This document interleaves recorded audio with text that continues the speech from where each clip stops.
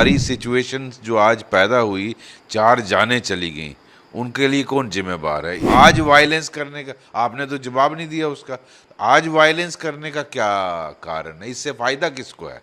ये देखने वाली बात है। सीआरपी पुलिस की गाड़ियां और पब्लिक प्रॉपर्टी को डैमेज किया, ये सोची समझी साजिश लगती है। कांग्रेस पार्टी ने जिस तरह से स्टोन पेल्टिंग को वो किया है और वो समर्थन, और जिस तरह से बंद काल के लिए वो बोल रहे हैं, तो मुझे लगता है इसमें कोई आप पॉजिटिव रोल तो प्ले नहीं कर रहे हो। They have been actually misguided and misused by these politicians. यही तो हैरानगी की बात है कि अगर टॉक्स फिक्स थी 6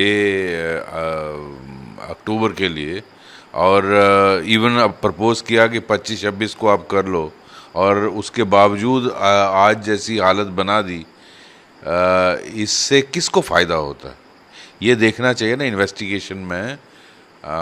मैं अपने ट्वीट में भी कहा है कि इसके लिए कौन जिम्मेदार है, उसका असली इसको ट्रिगर कराने वाला कौन है?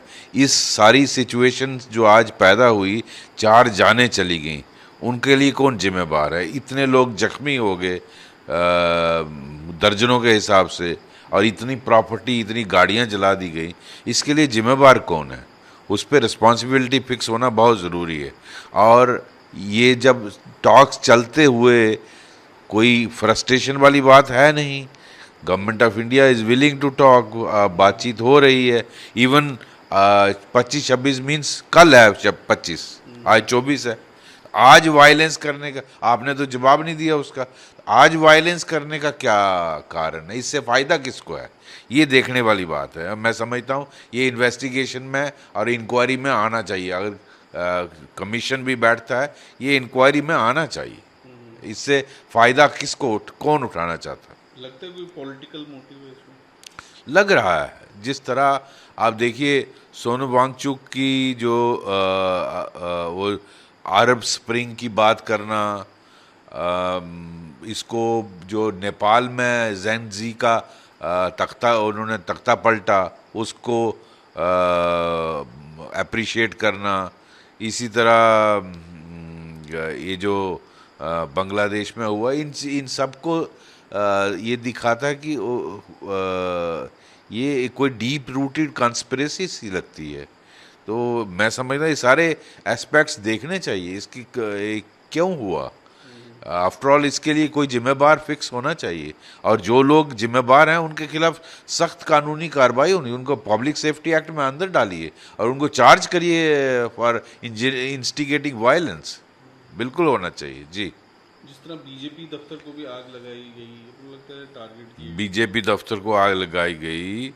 आप देखिए काउंसिल को के दफ्तर को, जो वहाँ की हिल काउंसिल है, उसको आग लगाई गई। सीआरपी पुलिस की गाड़ियाँ और पब्लिक प्रॉपर्टी को डैमेज किया।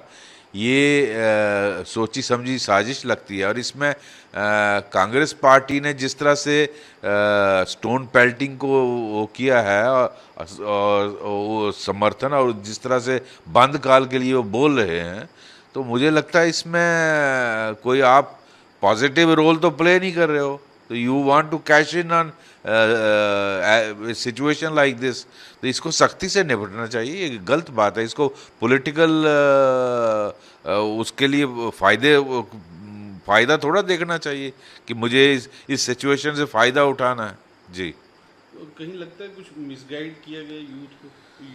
देखो, यूथ को उनको लग रहा है कि वो कोई राइटियस काज के लिए लड़ रहे हैं, जबकि ऐसा नहीं है।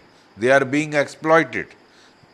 ठीक है, मैं समझता हूँ यूथ के मुद्दे हैं, अनएम्प्लॉयमेंट मुद्दा है, यूथ को बहुत सारी चीज़ें हैं, लेकिन वो चीज़ें गवर्नमेंट के नोटिस में लाई जा सकती हैं। आपके इलेक्टेड रिप्रेजेंटेटिव हैं, आपकी बातचीत जब होती है गवर्नमेंट ऑफ इंडिया से, ये बताइए कि सर ये मुद्दे हैं, हमारे यहाँ अनएम्प्लॉयमेंट के इश्यूज हैं, इसके लिए कैसे।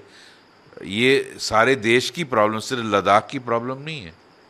जो अनएम्प्लॉयमेंट के इश्यूज हैं वो सिर्फ लद्दाख में नहीं है, क्या जम्मू में, कश्मीर घाटी में, पूरे देश में ये इशू नहीं है? ये वहाँ भी इशू हैं कि जो यंग जनरेशन है उनको एक तो बहुत सारा गवर्नमेंट जॉब्स तो रिजर्वेशन से चला जाता है, ओपन मेरिट वाला हिस्सा रहता ही बिल्कुल, और JNK में तो 30% रह गया है। दूसरा, प्राइवेट सेक्टर में भी जिस तरह से AI आया है, बाकी चीज़ें आई हैं, अपॉर्चुनिटीज़ कम हुई हैं, लेकिन ये मुद्दे सारी कंट्री के हैं। तो उसको आप इस तरह से वायलेंस से उसका हल निकाल, कोई समझता है निकाल सकता है, नहीं निकलेगा। आपको अपने जो रिप्रेजेंटेटिव हैं उनके थ्रू सरकार तक लाना चाहिए कि यहाँ कोई स्कीम्स लाई जाएं, यहाँ एम्प्लॉयमेंट अपॉर्चुनिटीज़ मिलें, वो लद्दाख के लिए वो जेन्युइन डिमांड होगी, उसको सरकार कंसिडर करेगी। तो मुझे लगता है उनको लगा कि हम कोई राइटियस काज के लिए लड़ रहे हैं तो जलाओ प्रॉपर्टी, तो दे हैव बीन